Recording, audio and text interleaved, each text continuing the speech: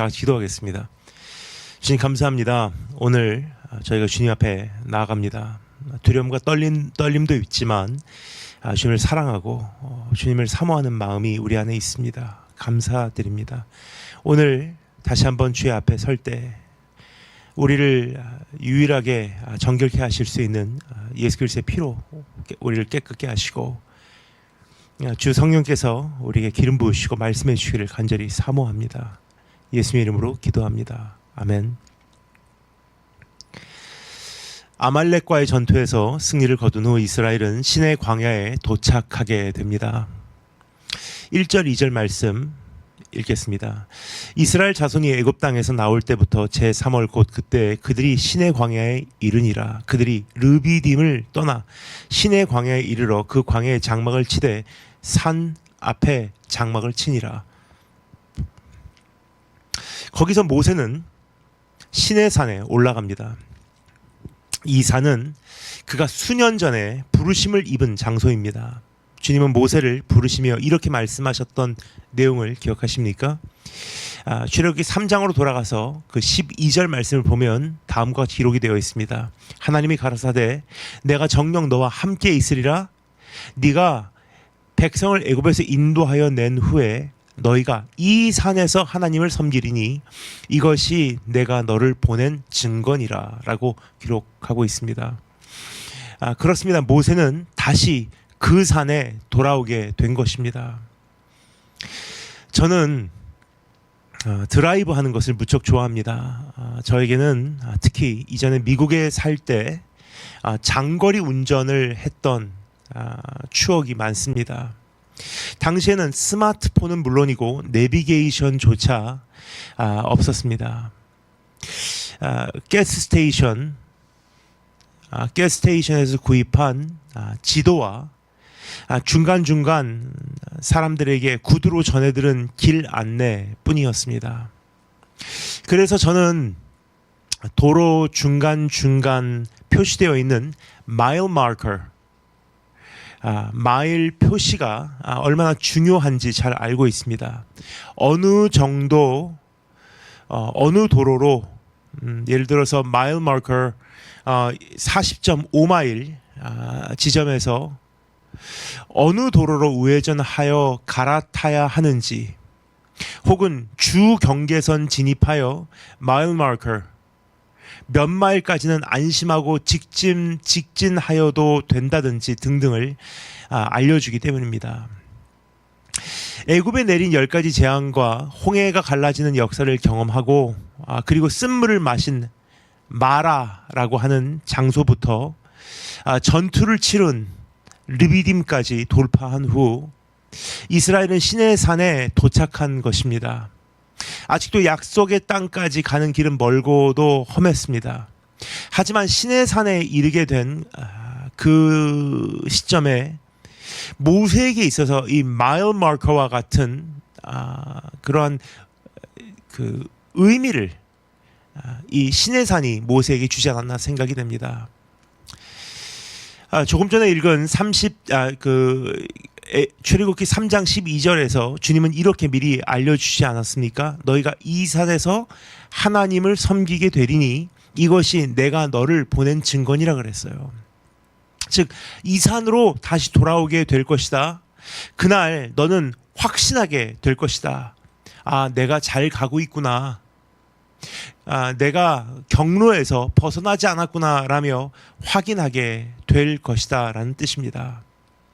어찌 보면 우리 삶에도 그러한 중간중간에 우리에게 확인시켜 주시는 이 표시들이 있지 않나 생각이 됩니다. 잘 가고 있다.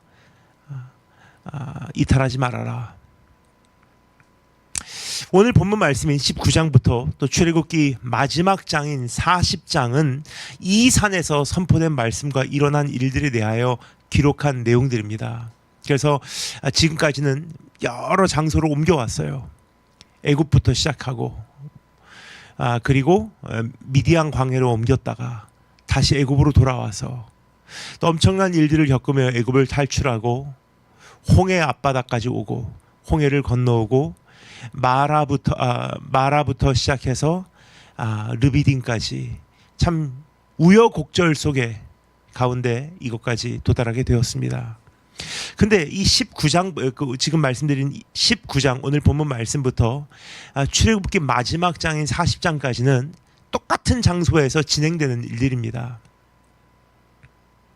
출애굽기 반 이상이 이러한 내용인 이유는 이스라엘은 여기서 여러 가지 가장 중요한 변화들을 경험했기 때문입니다. 예를 들어 그들은 하나님에 대한 이해의 변화를 경험했습니다. 하나님은 어떠한 분이신지, 예배받기를 원하신 하나님, 거룩하신 하나님, 공의로우신 하나님 등등에 대하여 그 신의 산에서 구체적으로 배우게 된 것입니다. 물론 몸소 익히는 것도 있지만 하나님께서 허락하신 그 율법을 통해서 하나님은 이런 분이시구나 하는 것을 배우게 된 것입니다. 또 뿐만 아니라 그들은 이스라엘 국가 정체성의 변화를 그곳에서 경험하게 되었습니다. 나는 너의 하나님이 되고 너희는 나의 백성이 되리라. 이스라엘의 그 정체성이 바뀌는 순간이었습니다. 자기들은 어떠한 나라인지 알게 된 것입니다. 더 이상 노예가 아니라 하나님의 자녀가 된 것입니다. 열방의 제사장 나라가 되기 위한 공식 과정이 시작이 된 거예요. 또 그들은 이스라엘 국가 제도의 변화를 경험했어요. 이제 우리가 어떠한 나라의 모습을 갖춰야 하는지, 하나님께서 통치하시고 다스리는 나라의 그림은 도대체 어떠한지, 그 율법 가운데 묻어나오는 하나님의 이 국가에 대한 비전이 그들에게 전해진 것입니다. 그리고 그들은 이스라엘 국민 의식의 변화를 경험한 것입니다. 이제까지 노예로 살아오느라 생존을 위한 그 생활 방식이었다면 이제는 어떠한 하나님의 법도와 규례, 그들 마음에 호소하시는 하나님의 그 윤리와 도덕성을 그들이 익히게 된 것입니다. 제사와 법도, 의무 등등을 배우게 된 것입니다. 이외에도 그들은 참 여러 가지 많은 변화를 경험했을 것입니다. 하나님은 유일신이구나. 우상 숭배를 극도로 싫어하시구나. 이 모든 것이 신의 산에서 일어난 사건이에요.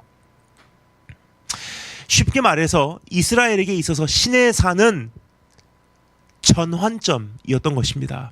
이 산에 이르기 전에 이스라엘의 모습과 이 산을 통과한 후에 이스라엘 신분은 완전히 달라진 것입니다. 그래서 거의 22장이나 되는 말씀이 바로 신의 산에서 일어난 사건이에요.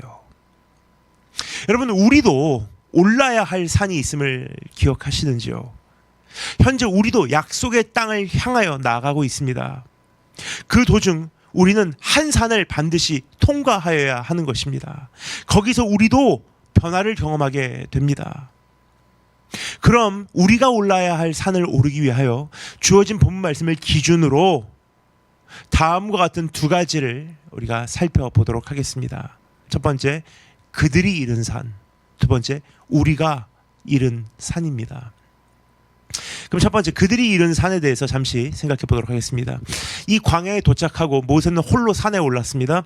거기서 주님은 이스라엘이 지나온 그 과정을 한마디로 요약해 알려주셨습니다. 4절 말씀 읽겠습니다.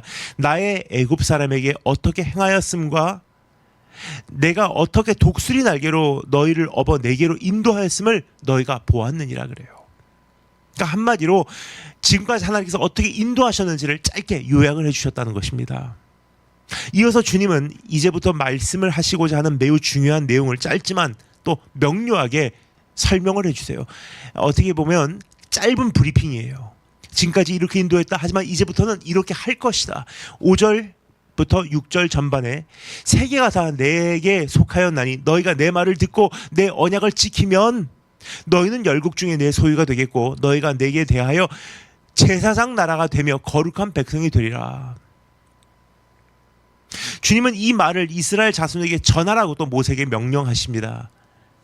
6절 후반에 보면, 그렇죠? 그리고 모세는 자기가 들은 이 내용을 이스라엘 백성에게 그대로 전하였고 이스라엘 장로들과 백성은 일제히 여호와의 명하신 대로 다 행하겠나이다라고 그 하나님께 반응을 합니다. 그리고 모세는 그들의 답을 가지고 하나님께 다시 나아가 보고를 하죠. 이러한 서론적 질의응답 과정을 마치자마자 주님은 구체적인 준비에 들어가십니다. 무엇을 위한 준비인가? 언약식을 위한 준비예요.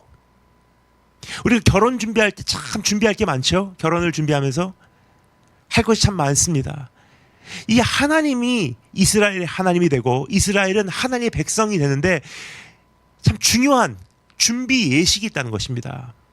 그 준비를 위하여 주님의 구체적인 주의 상황을 주님께서 아웃라인 해주시는데 한번 들어보실까요? 9절부터 15절 말씀 제가 읽을 테니 여러분 잘 들으시면 감사하겠습니다.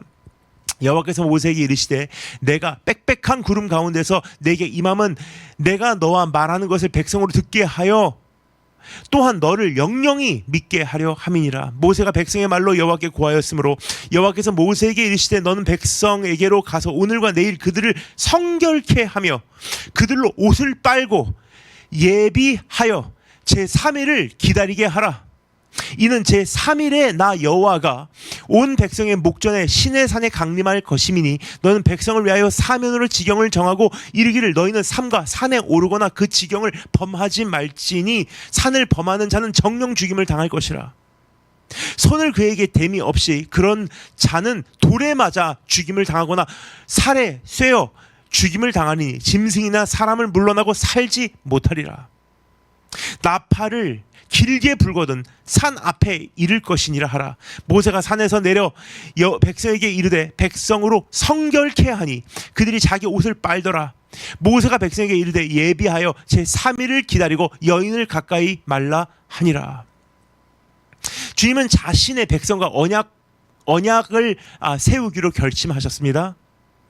그것을 위한 준비 상황의 가장 중요한 첫 번째가 뭐냐면 그들을 성별시키는 거예요.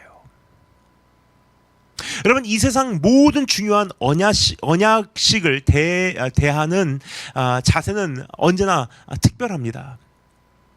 결혼식이든 어떠한 서약식이든 그 사람들이 그 어떤 예식에 대한 자세가 특별해요. 엄숙한 자세가 요구되고요. 엄중한 말투가 요구되고요. 의미 있는 장소를 선택하고요. 특별한 복장이 동원됩니다.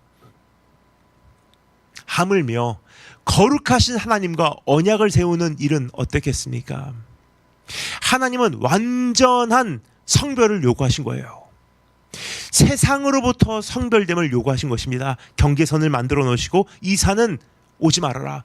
이 산은 동물 한 마리라도 그 경계선을 건너는 순간 손을 대지도 말아라. 돌을 던지든지 화살을 쏘으래요. 일상으로부터의 성별됨을 요구하신 것입니다. 옷을 빨고 모든 일을 중단하고 여자를 가까이 하지 말고 일반적인 것에서부터 성별됨을 요구하신 것입니다. 당연한 것에서부터 성별됨을 요구하신 것입니다. 그렇습니다. 하나님과의 교제권으로 진입한다는 것은 세상적인 것이 아니라 거룩한 것이요, 일상적인 것이 아니라 초자연적인 것이요, 일반적인 것이 아니라 매우 특별한 것이요, 당연한 것이 아니라 특권이고 은혜고 선물이고 축복인 것입니다. 그것을 그들에게 가르쳐 주기로 원하셨고요, 또 그것을 원하시는 하나님이세요. 지극히 거룩하신 분과 너무나 부정한 인간 사이에 자연적으로 경계선이 형성이 되는 것이고, 그 거룩한 기류와 부정한 기류가 충돌할 때 그 경계선에서 진동이 일어나게 되는 거예요. turbulence. 그래서 시내산에 일어난 어떤 자연적 현상이 무엇입니까? 지진이 일어났대요. 바람이 불었대요. 도대체 이 언약이 무엇이길래? 우리는 일반적으로 하나님께서 이스라엘에게 시내산에서 율법을 주셨다고 생각합니다. 하지만 이것은 정확한 이해가 아닙니다. 여러분, 율법 안에 언약이 있는 것이 아니라 언약 안에 율법이 있는 것입니다. 언약을 형성하는 여러 구성 요소들 중 하나가 율법일 뿐이에요. 그럼 언약을 형성하는 구성 요소는 도대체 무엇일까? 하나님께서는 시내산에서 이스라엘 백성에게 언약을 주시면서 그 안에 율법도 포함해서 주셨는데 도대체 이 언약이라는 것은 무엇일까? 그것을 구성하고 있는 이 요소들은 무엇일까? 다음과 같은 네 가지를 손꼽을 수 있습니다. 첫 번째, 조건입니다. 관계 안에 어떠한 조건적인 면이 있다고 하면 불편해하시는 분들도 계시리라 생각이 됩니다. 무슨 조건이 있냐? 좋은 관계는 무조건적인 관계지. 우리가 그렇게 생각하고 무조건 그 아름다운 관계는 무조건적인 관계라고 우리가 생각하고 있기 때문에 이 조건이라는 말을 참 싫어해요. 하지만 조금만 생각해보면 이 세상 모든 소중한 관계에는 조건적인 면이 반드시 존재한다는 점을 알 수 있습니다. 심지어 그것이 부부간의 관계일 수 있고요. 심지어 그것이 부모와 자식 관계이든 조건이 존재한다는 거예요. 사람마다 자기가 도저히 양보할 수 없는 것들이 있지 않습니까? 이것만큼은 내가 뒷걸음질 줄 수 없다. 이것만큼은 내가 도저히 못 참겠다. 이것을 영어로 the finalities. 여기까지는 내가 허용하지만 이 이상은 내가 허용할 수가 없다는 것이 모두에게 있어요. 어떤 이에게는 신앙이고요. 또 어떤 이에게는 외모와 같은 것들이 있을 수 있습니다. 혹은 어떤 이에게는 대화의 중요성만큼은 타협할 수 없지만 또 어떤 이에게는 같은 취미 생활은 필수 조건이 될 수 있습니다. 또 어떤 이에게는 단순한 것들, 저것만큼은, 시간 늦는 것만큼은 도저히 못 참겠다. 혹은 밥을 저렇게 먹는 것만큼은 도저히 못 참겠다. 혹은 자기를 멸시하는 말투만큼은 내가 도저히 못 참겠다 하는 사람마다 각기 나름대로의 이 못 참는 것들이 있어요. 물론 사랑하는 사람이기 때문에 최대한 이해하고 공감하고 맞춰가려고 하는 것은 당연히 있어야 하는 노력이지만 여러분, 인간적인 인격적인 관계라는 것이 본질적으로 무슨 의미를 갖고 있습니까? 인격적이라는 것은요, 각 사람마다 절대 양보할 수 없는 그 선을 존중하고요, 그것을 전제로 관계가 시작된다는 것을 인격적인 관계라고 말하는 것입니다. 절대 타협할 수 없는 한계가 존재한다는 것을 인정하는 거예요. 저것만큼은 저 사람이 용납하지 못하는구나. 그러면 저 사람하고 이 관계를 유지하기 위해서는 깊은 교제를 하고 깊은 대화를 나누고 마음을 활짝 열고 불편함이 없이 우리 관계를 참 아름다운 것으로 우리가 일구어내기 위해서는 저 사람하고 어떠한 벽이 쌓여져도 안 되고 대화에 어떠한 장애물이 형성돼도 안 되고 불신이 우리를 불편하게 해도 안 되니까 그러려면 저것만큼은 내가 하지 말아야 되겠구나 하는 것이 인격적인 관계의 가장 기본적인 조건이에요. 예를 들어 폭력과 폭언을 정말로 혐오스러워하는 사람에게 내가 저지르는 모든 폭행을 다 참으라고 하며 깊은 교제, 우리 참 좋은 대화하자라고 하는 것은 이건 모순이에요. 내가 이 행위를 하면 저 사람은 정말 도저히 견디지 못하는데 그래놓고 저 사람 보고 마음을 열고 나하고 인격적인 교제를 하자고 하는 것은요, 이것은 불가능한 일입니다. 상대방이 정말로 참지 못하는 것만큼은 최대한 존중해 주는 것이 참된 관계, 진정한 관계, 진실된 관계의 첫걸음인 것입니다. 우리가 너무나 잘 알고 있듯이 시내산에서 주님은 이스라엘에게 율법을 주셨어요. 조건을 주신 것입니다. 오늘 본문 말씀 바로 다음 장인 20장에서 주신 10계명을 시작으로 그 다음에 노예에 관한 법과 폭력에 관한 법을 비롯하여 장막과 성소에 관한 법에 그리고 안식일에 대한 법에 이르기까지 디테일하게 모든 조건들을 주님께서 상세하게 알려주셨어요. 이렇게 하라, 이건 하지 말아라, 안식일은 이렇게 지켜라, 살인하지 말라, 간음하지 말라, 성소는 들어갈 때 이렇게 하라, 제사장은 이러한 옷을 입어라, 아론에게 이 옷을 입혀라, 아론의 아들들에게 이러한 직무를 맡겨라.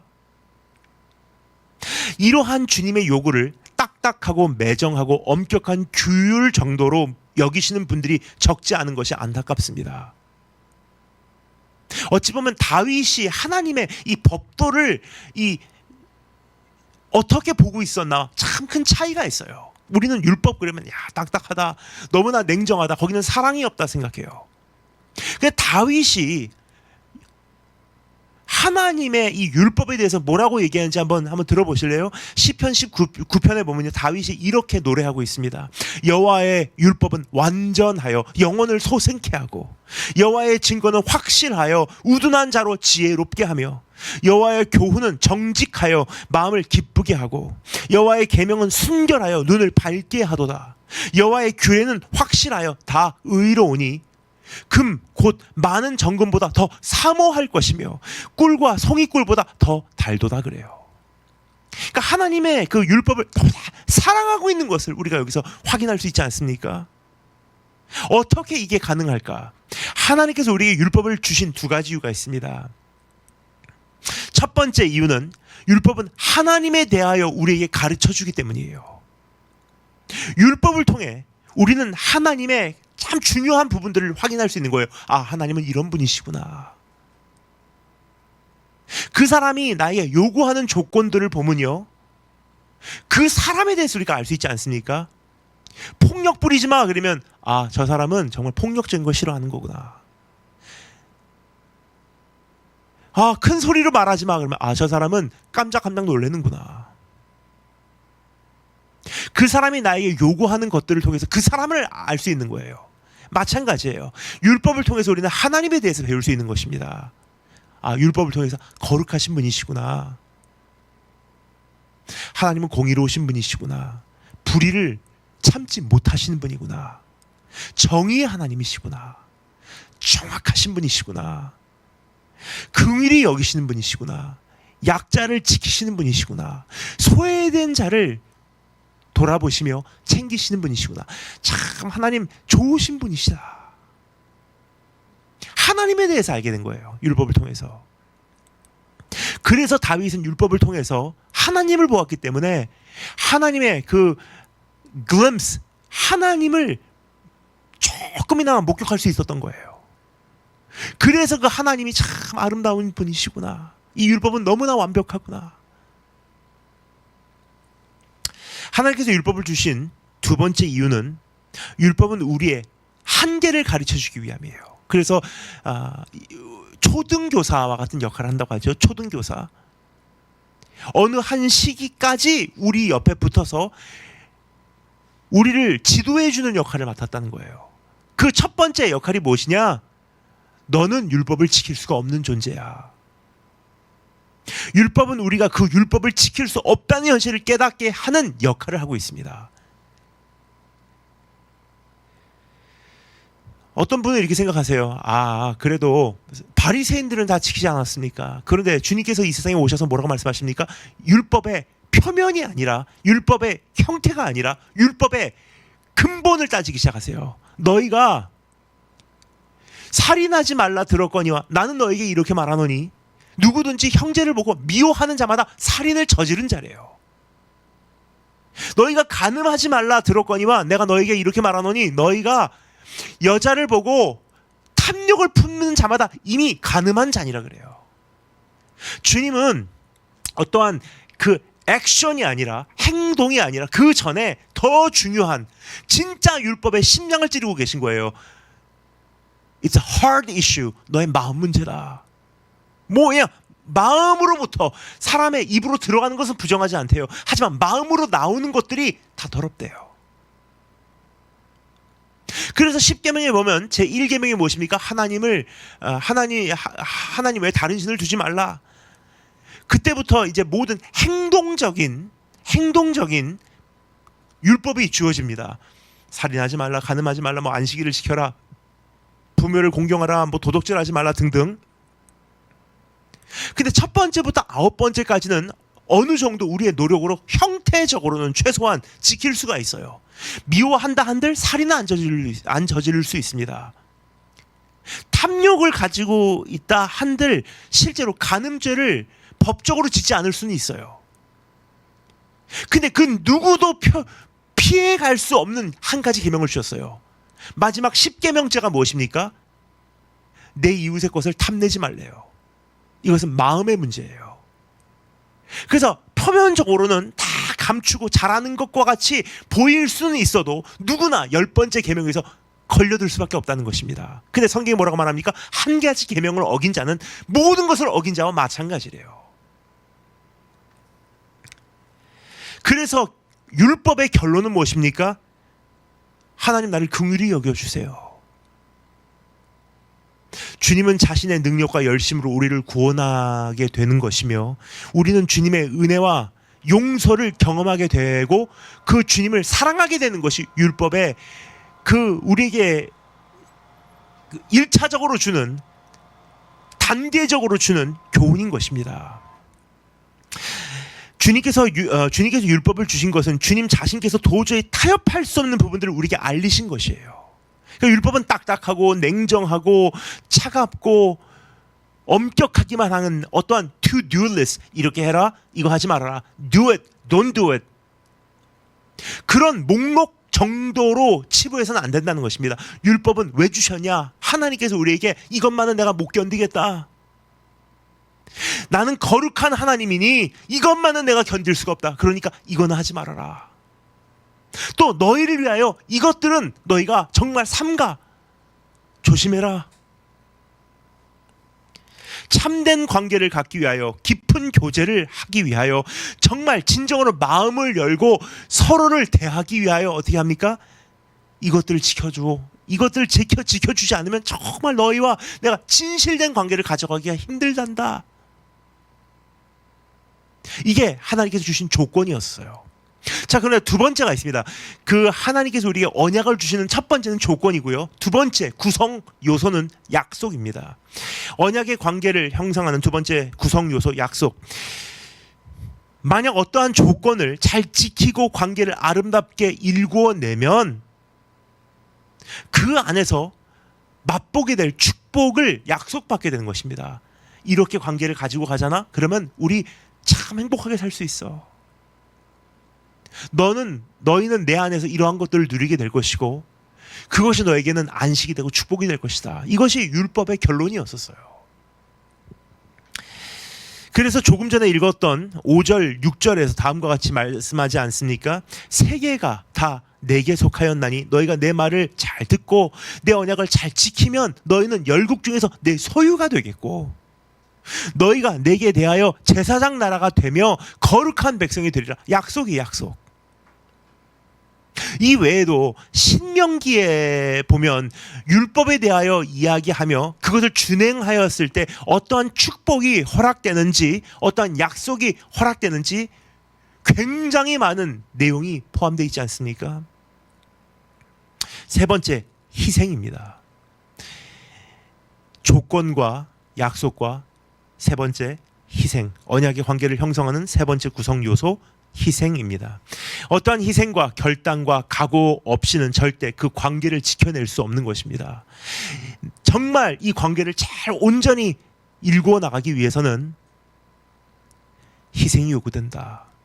그래서 출애굽기 24장으로 가보면요, 주님은 아론과 나답과 아비후와 이스라엘 장로 70인을 부르시고 드디어 언약식을 이제 집행하십니다. 지금까지는 언약식을 준비하는 과정이라면 실제로 이제 드디어 혼인 날짜가 온 거예요. 결혼식 날이 오는 거예요.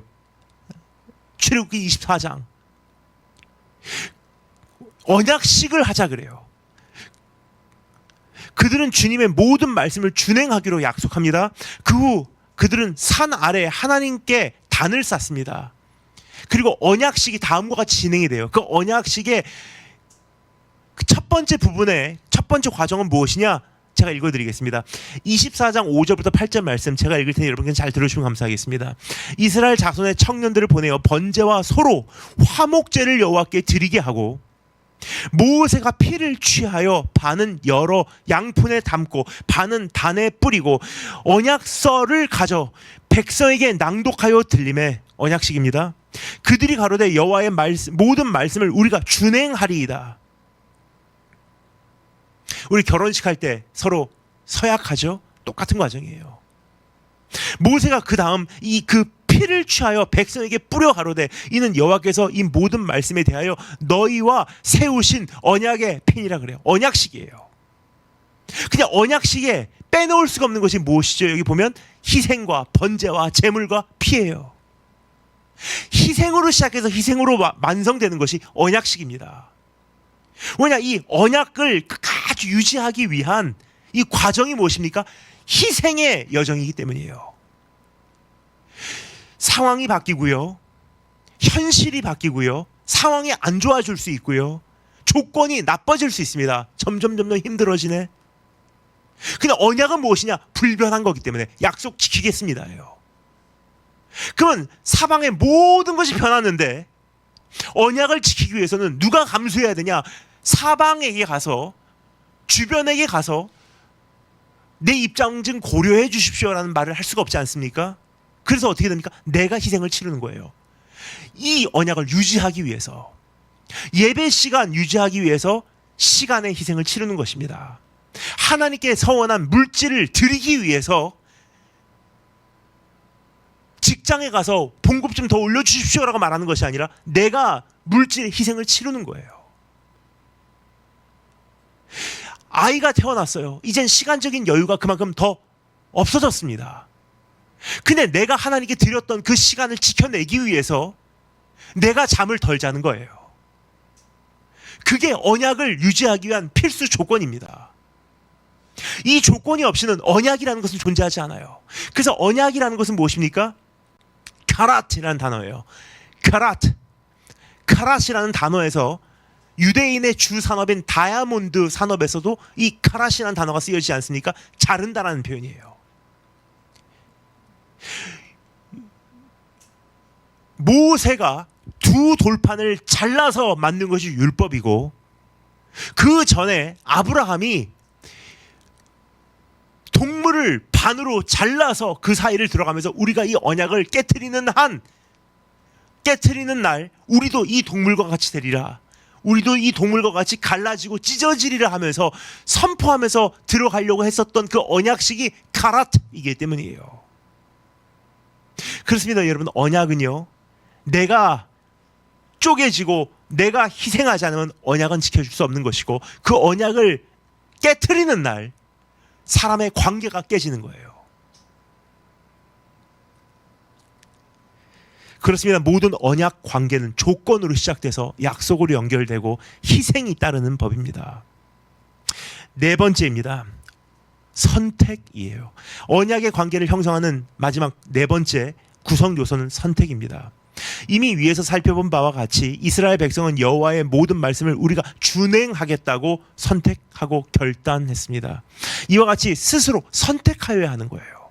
인격적인 관계이기 때문에 선택해달라. 희생을 치르겠느냐? 상대방의 조건을 수용하겠는가? 상대방의 약속을 신뢰할 것인가? 상대방을 위하여 희생을 감수할 것인가? 이제 무엇을 선택할 것인가? 이스라엘 백성은 시내산에서 큰 변화를 경험하게 되었습니다. 그 언약으로 그들은 신분이 바뀌게 된 것입니다. 하나님에 대한 새로운 이해가 정리된 것입니다. 그 하나님을 섬기기 위하여 새로운 책임과 임무와 사명을 허락받게 된 것입니다.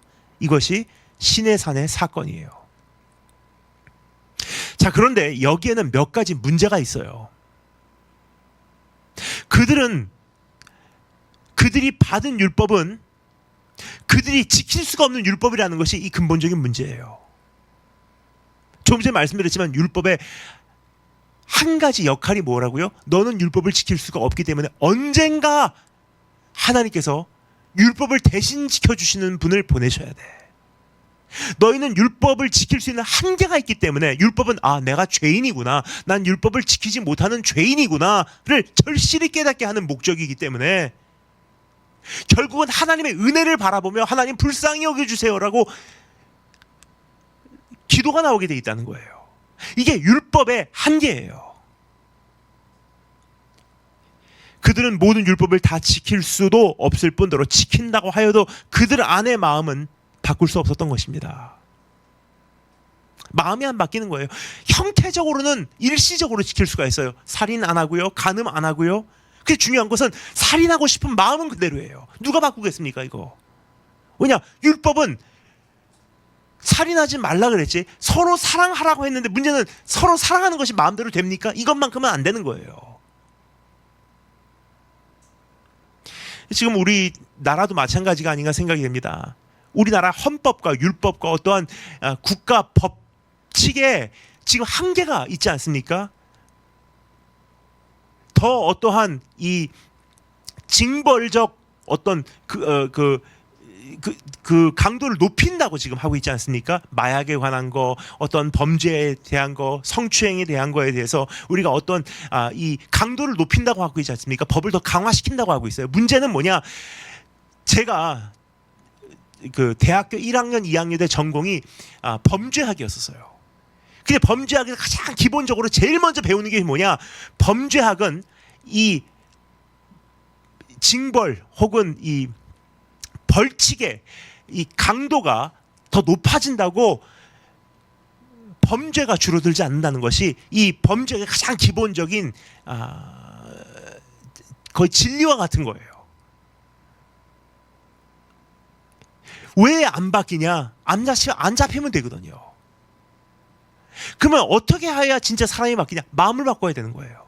청소년들의 마음을 바꾸고 마약에 대한 인식을 바꾸고 교육을 시키고 사회가 더 살기 편하게 하고 사랑할 수 있도록 가르쳐야 되는데, 문제는 뭐냐? 지금 교육계와 종교계에 힘을 다 빼놓고 있기 때문에 형태적으로는 더 법을 강화시켜서 일시적으로는 사람들의 행동을 좌우할 수는 있어도요, 조종하는 것과 같이 보일 수는 있어도 실제적으로는 속에서 일어나는 문제는 억제하는 거지 바꾸지는 못한다는 거예요. 왜냐?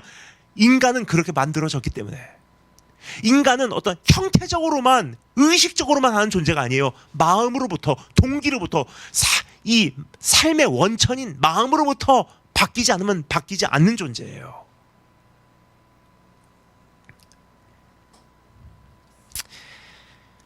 신의 산의 한계가 또 있습니다. 신의 산에 문제가 또 한 가지 있습니다.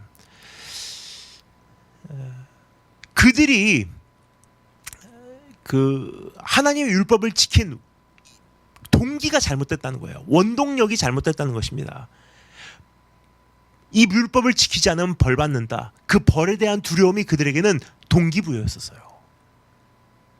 그래서 기쁨으로 하기보다 두렵기 때문에 율법을 지킨 것입니다. 자, 그런데 에스겔서 36장에 보면요, 하나님께서 이제 예언을 하세요. 에스겔 선지자를 통해서 이런 날을 너에게 허락해 줄 것이다. 나는 너에게 이러한 것을 약속하마. 읽어드리겠습니다. 새 영을 너희 속에 두고 새 마음을 너희에게 주되 너희 육신에서 굳은 마음, 우리말로는 굳은 마음이라고 번역되어 있는데 영어 성경은 원어를 잘 번역합니다. The heart of stone. 너희 마음에서 이 돌과 같은 마음, 마치 두 돌판에 새긴 율법과 같은 이 돌과 같은 마음을 제하고 너희 안에 부드러운 마음, 우리말로는 부드러운 마음이라고 되는데 정확한 번역은 혈육의 마음이에요. The heart of flesh.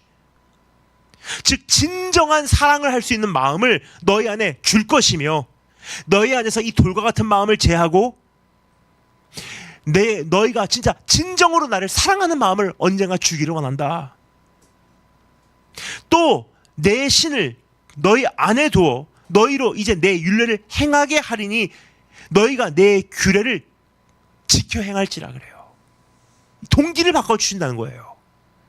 율법 때문에, 돌과 같은 마음으로 두려움 때문에, 율법 때문에 지킨 그 하나님을 기쁘게 하는 것이 아니라 마음으로부터 자진해서 하나님을 정말 진정으로 사랑하기 때문에 내가 하나님 섬겨야지, 내가 바뀌어야지, 내가 죄를 짓지 말아야지, 내가 정말 바로 살아야지, 그런 마음가짐을 내가 너에게 줄 것이다 라고 약속하고 있는 장면이에요.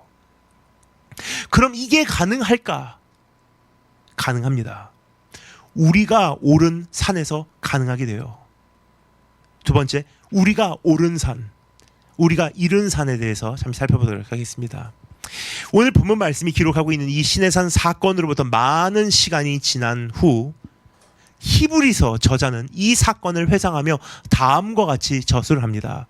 히브리서 12장 말씀을 제가 읽을 테니 여러분 잘 들어주시면 감사하겠습니다. 오늘 이 시내산 사건에서 많은 시간이 지난 후, 수천 년이 지난 후 히브리서 저자가 그 사건을 다시 한번 회상하면서 다음과 같이 기록을 하고 있는 거예요. 너희가 이른 곳은, 예수 그리스도 안에 있는 이제 너희가 이른 곳은 불붙는 산과 흑운과 흑암과 폭풍과 나팔 소리와 말하는 소리가 아니라 그 소리를 듣는 자들은 더 말씀하지 아니하시기를 구하였나니 이는 짐승이라도 산에 이르거든 돌로 침을 당하리라 하신 명을 저희가 견디지 못함이라. 너희가 이른 곳은 그런 곳이 아니다. 그 보이는 바가 이렇듯이 무섭기로 모세도 이르되 내가 심히 두렵고 떨린다 하였으나 그러나 너희가 이른 곳은 시온산과 살아계신 하나님의 도성인 하늘의 예루살렘과 천만 천사와 하늘에 기록된 장자들의 총회와 교회와 만민의 심판자이신 하나님과 및 온전케 된 의인의 영들과 새 언약의 중보이신 예수와 및 아벨의 피보다 더 낫게 말하는 뿌린 피니라 그래요. 여러 가지 표현이 들어있기 때문에 참 이해하기 힘들어도 제가 짧게나마 설명드리도록 하겠습니다. 우선 여기서 너희가 이른 곳은 이라고 말해주고 있는 점을 지적하고 싶습니다. 우리가 언젠가 이를 곳이라고 말하지 않고요, 우리가 이미 이른 곳이라고 표현을 하고 있어요. 예수 그리스도의 십자가 공로로 인해 예수 그리스도의 우리가 희생을 치러서 언약을 유지한 게 아니에요. 하나님 자신께서 대가를 치르시고 하나님께서 희생을 치르셔서 관계를 유지하신 거예요. 그분의 공로로 인해 하나님 안에서는 이미 이루어진 사건이라는 거예요. 우리는 이미 시온산에 이른 존재가 된 거예요. 그럼 우리가 이른 이 산은 어디라고 밝혀주고 있습니까? 히브리서 12장 22절에서 지금 조금 전에 읽은 이 말씀에서 뭐라고 말하고 있습니까? 그곳은 시온산이라고 말하고 있지 않습니까? 시온산. 우린 더 이상 신의 산의 존재가 아니라 시온산의 존재입니다. 신의 산에 하나님의 영광이 나타났을 때 이스라엘은 모세가 그 산 정상에 섰을 때 신의 산에 하나님의 영광이 등장했을 때 이스라엘은 하나님께 다가갈 수가 없었어요. 너무나 두려웠기 때문입니다. 산에 불이 붙고 흑암이 깊고 바람이 불며 큰 나팔 소리가 울려 퍼져나왔대요. 얼마나 두려웠을까 상상해 가십니까? 산이 흔들리고 막 태풍이 불고 모든 것이 날아가고 땅이 갈라지고 막 희한한 나팔 소리가 울려 퍼지기 시작하고 천둥 번개가 치며 구름으로 흑암으로 꽉 가려진 거예요. 참 무서운 두려운 광경입니다. 그 가운데 하나님은 강림하셔서 말씀하셨고 백성들은 더 이상 말씀하지 아니하시기를 구하였다고 합니다. 제발 좀 말씀하지 마옵소서. 우리가 견디지 못하겠나이다. 그날 그 산에는 어떠한 동물도 진입할 수 없었습니다. 그 무언가가 그 산에 발을 들여놓는 순간 돌던짐을 당하든지 활로 쏘이든지 아니면 내려침을 당하는 거예요. 부정한 것이 거룩한 곳에 진입할 수가 없었던 것입니다. 부르심을 입지 않은, 초대됨을 입지 않은 존재가 초대된 자 외에는 진입할 수 없는 곳을 들어갈 수가 없었던 거예요. 조금 전에 읽은 히브리서 말씀에 의하면 모세도 심히 두려워 떨린다 라고 말하였다고 합니다. 자, 그런데 우리가 잃은 시온산은 어떻습니까? 히브리서에 의하면 시온산은 살아계신 하나님의 도성인 하늘의 예루살렘이라고 하는 것을 알 수 있습니다. 그곳에도 하나님의 임재가 강림하고 있는 거예요. 신의 산과 마찬가지로 시온산, 아니 오히려 더 하나님의 임재가 있는 하나님의 도성 하늘의 예루살렘이래요. 여기도 하나님의 임재가 있는 곳입니다. 하지만 신의 산과는 완전히 대조되는 현상이 나타나고 있습니다. 거기는 뭐 천둥 번개와 이 땅이 갈라지고 그게 없어요. 오히려 우리말로는 이렇게 번역되어 있습니다. 천만 천사가 있대요. 천만 천사. 영어 성경이 잘 번역하고 있어요. 우리말로는 천만 천사와 하늘의 예루살렘, 새 예루살렘, 시온산, 너희가 이룬 곳은 이러한 곳이다. 거기는 천만 천사가 있는 곳이다. 근데 번역이 잘못됐습니다. 정확한 번역, 영어 성경 NIV 성경은 원어를 더 정확하게 이렇게 번역하고 있습니다. You have come, 너희가 이룬 것은 You have come to thousands upon thousands of angels in joyful assembly. 번역하면 우리가 이룬 것은 수천 명의 천사들의 즐거운 모임이라.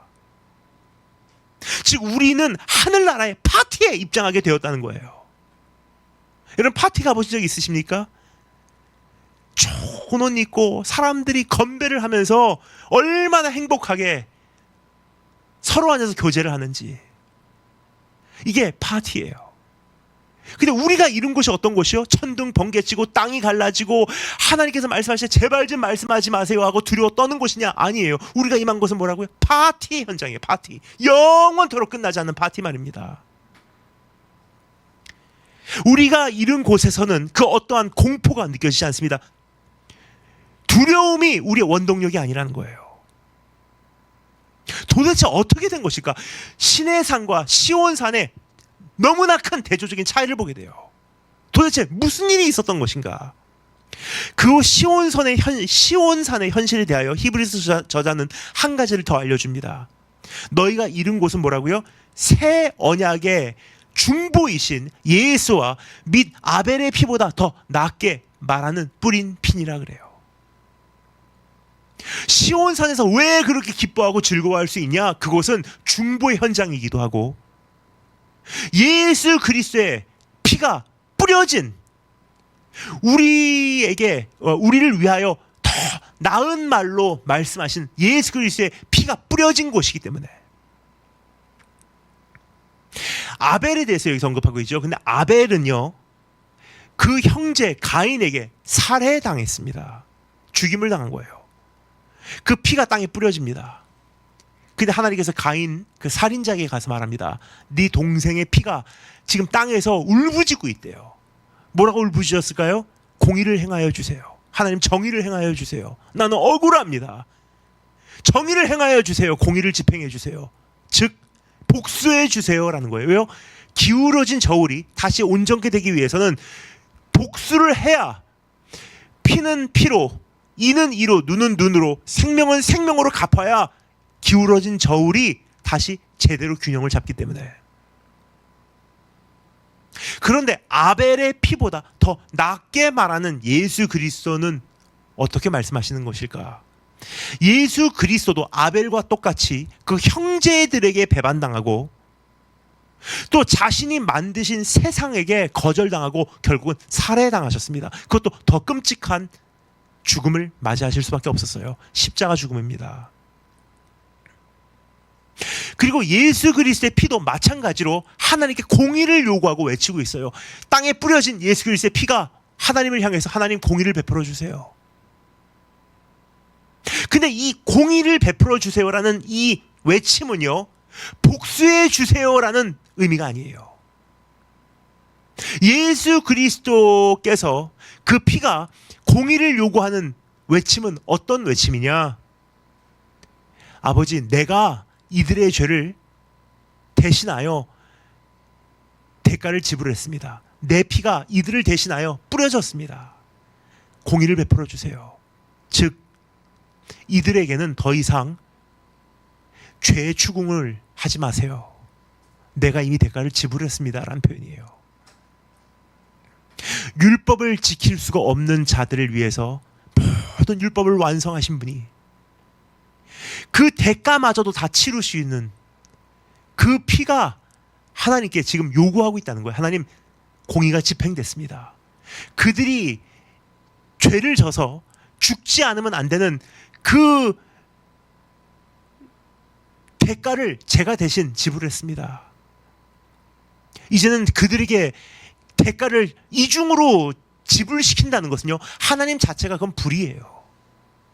더블 제퍼리라는 법이 있지 않습니까? 똑같은 죄명으로 똑같은 죄명으로 두 번 그 죄의 대가를 치르지 못하게 하는 것이 더블 제퍼리라는 법이죠. 이미 예수 그리스도께서 우리의 죄명으로 벌을 받으셨는데 똑같은 죄명으로 우리에게 하나님께서 그 죄의 대가를 요구하신다는 것은 하나님의 재판이 잘못됐다는 뜻이에요. 예수님께서 그래서 외치는 것입니다. 두 번은 묻지 못하지 않습니까? 하나님, 내가 그 죄명으로 내가 그 대가를 지불했어요.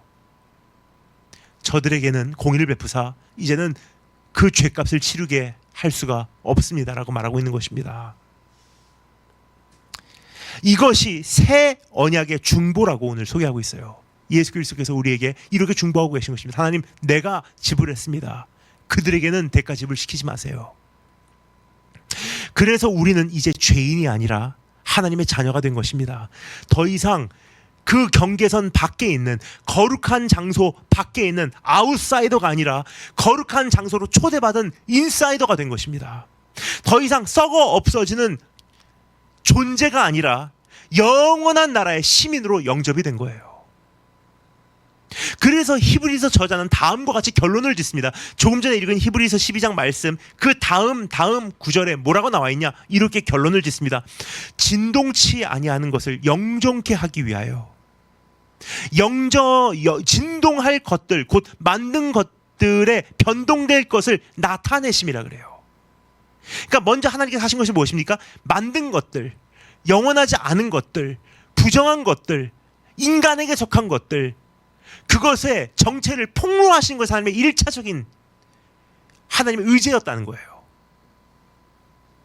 그 신의 산에서 진동이 있을 때 다 무너져 내리는 것들은 세상 것들이에요. 눈에 보이는 것들이에요. 일시적인 것들이에요. 유한한 것들이에요. 영원하지 않은 것들이에요. 인간에게 속한 것들이에요. 그리고 하나님의 거룩하신 하나님이 임하셨을 때 그 안에서 진동케 됨 속에서 녹아 없어지는 것들은 부정한 것들이에요. 그 엄청난 영적 기후 변화를 돌파하고 하나님의 거룩하심 안으로 들어가지 못하는 것들은 어차피 진입하지 못하는 것들이에요. 그러나 이제 우리가 진동치 못할 나라를 받았은즉 은혜를 받자 그래요. 율법을 받자가 아니에요. 이제 은혜를 받자요. 은혜를 깨달아라. 우리가 진동치 않는 나라를 받았으니 이제 은혜를 깨달아라. 얼마나 이게 큰 은혜인지, 내가 얼마나 많이 용서받았는지, 하나님께서 나를 어떻게 영접하셨는지, 그 사랑이 얼마나 위대한지 깨달아라. 이로 말미암아 이 엄청난 역사, 이제 우리가 갖고 있는 이 특권, 시온산에 이르게 한 하나님의 그 초대, 이로 말미암아 경건함과 두려움으로 하나님을 기쁘시게 섬길지니 그래요. 우리의 동기가 바뀌었다는 거예요. 이제 두려움이 우리의 원동력이 아니라 우리는 은혜를 경험하고 하나님을 기쁘시게 하는 것이 우리의 동기가 되었다는 뜻입니다. 여러분, 신의 산은 두려움의 언덕이에요. 율법의 동산입니다. 하지만 시온산은 은혜의 동산이에요. 신의 산은 광야에 있어요. 하지만 시온산은 살아계신 하나님의 도성인 하늘의 예루살렘인 것입니다. 신의 산은 하나님의 진동케 하심 속에서 요동친 유한한 것들이에요. 하지만 시온산은 진동치 못할 영원한 나라인 것입니다. 그리고 신의 산에서는 모세만 하나님을 만날 수 있었습니다. 하지만 시온산에서는 우리 모두가 주의 얼굴을 보게 되는 것입니다. 여러분은 현재 어느 산에 오르고 계신지요? 어느 정상을 향하여 오늘도 나아가고 계신지요? 다 같이 기도하겠습니다. 주님, 썩어질 것들, 유한한 것들, 또 그 안에서 스스로 나름 어떤 의를 발견해서 스스로를 정당화시키기 위해, 합리화시키기 위해 우리가 살아가고 있지는 않은지, 그 수고의 멍에를 이제 내려놓게 하시고 이미 인정하신 하나님 얼굴 바라보게 하시며 용서받았다는 그 은혜를 깨닫고 그 긍휼함을 깨달음으로 하나님을 사랑하게 하시고 하나님 안에서 자유롭게 하시며 마음껏 복음을 누릴 수 있는 그 희락과 기쁨과 즐거움의 영을 우리 안에 회복시켜 주기를 간절히 소망합니다. 예수님 이름으로 기도합니다. 아멘.